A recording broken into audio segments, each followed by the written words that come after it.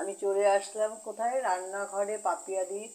সে কারণেই বলছি যে সবাইকে বলছি সবসময় ভালো চিন্তা করো।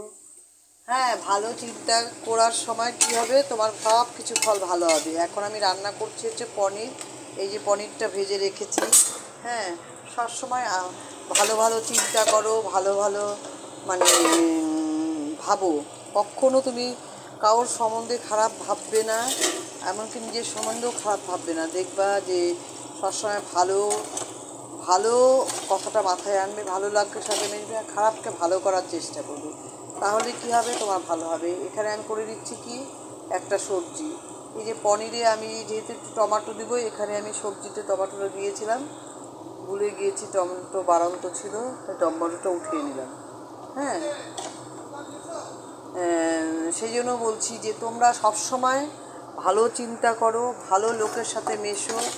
যে তোমার খারাপ কাজ করবে তার সাথে কিন্তু তুমি খারাপ কাজ করো না, কারণ তুমি কিন্তু সব রিটার্ন পাবে। ভগবান কিন্তু সব শুনছে, দেখছে, কেউ না দেখুক সে দেখছে। সে কারণে তুমি কিন্তু ভালো কাজ করো।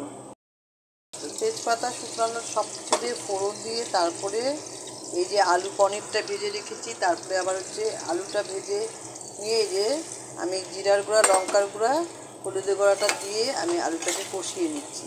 তার সাথে বসিয়ে দিয়েছি আমি কিন্তু, হ্যাঁ, এই যে একটা পাঁচমিশালি সবজি। হ্যাঁ, তারপরে হচ্ছে আমার হচ্ছে মুগের ডাল। আপনার ডালটা আমার রেগুলার থাকে, বুঝছেন। সেই কারণে আমি প্রতিদিন আজকে যে রান্নাটা করছি আমি আজকেই দিতে পারি না, কারণ হচ্ছে কি আমাকে এক হাতে সব কাজ করতে হয়। পনিরটা হচ্ছে, হ্যাঁ, এটার মধ্যে পনিরটা মশলা কষা হয়ে গেলে আমি তারপরে এই যে দেখো, এই যে সবজিটা যে করছি এটা হচ্ছে, এটার মধ্যে আমি একটু সরষা দিয়ে করব। হ্যাঁ, এই কাঁচা লঙ্কা দিয়েছি। হ্যাঁ, তারপরে তো সরষা দিয়ে তো ভাজতে পারবো না বেশি, না, সেই কারণে সরষাটা দিয়ে দিলাম। দেখো, ওই জন্য বলছি যে সবসময় না ভালো চিন্তাধারা, ভালো কিছু বলে না, রাস্তাটাকে ঝাড় দিতে কেন বলে, রাস্তা পরিষ্কার রাখতে। পুরীর জগন্নাথের যখন নাকি নিয়ে বেরোয় তখন দেখবেন অনেক ভালো ভালো নামি দামি গণ্য ব্যক্তিরাও কিন্তু ঝাড় দেয়, কারণ এই কারণে যে তোমার রাস্তাটা ক্লিয়ার রাখো। সেই কারণে তোমাকে রাস্তা ক্লিয়ার রাখতে হলে কী করতে হবে, তোমাকে ভালো কাজ করতে হবে। রাস্তা ক্লিয়ার রাখতে এই কারণেই বলে যে রাস্তা ক্লিয়ার রাখলে, মানে পরিষ্কার রাখলে কী হবে, তোমার জীবনযাত্রাটাও ভালো হবে।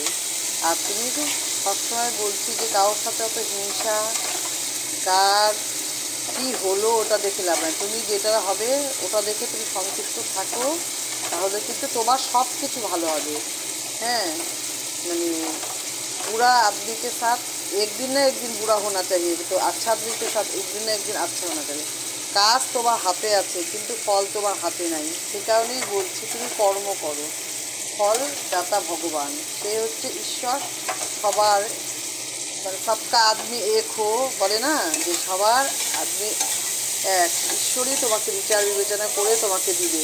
সেই কারণেই বলছি যে তোমরা কিন্তু কেউ আপসেট হয়ে না, একটা সময় কিচ্ছু নিয়ে যাবে না, চিন্তা ভাবনা কম করো। যে পনিরে আমি জলটা দিয়ে দিলাম, হ্যাঁ, আর ডাল করবো তো আজকে পনিরটা, হ্যাঁ, সে কারণে হিংসা একদম করো না। এই যে পনিরটা দিয়ে দিলাম, তাহলে কিচ্ছু হবে না। আমি সাধারণ সাধারণ কারণে দেখি যে প্রত্যেকে অতি হিংসা করে। তুমি যে যার সাথে হিংসা করবে তার ক্ষতি না, ক্ষতিটা তোমার নিজে যেয়েছো। সে কারণে তুমি ভালো কাজ করো, ভালো ফল পাবে, কিন্তু সাথে কিছুই নিয়ে যাবে না। সে কারণেই বলছি বন্ধুরা, যদি আমার কথাগুলো বা ব্লগটা ভালো লাগে রেখো। হ্যাঁ, টাটা।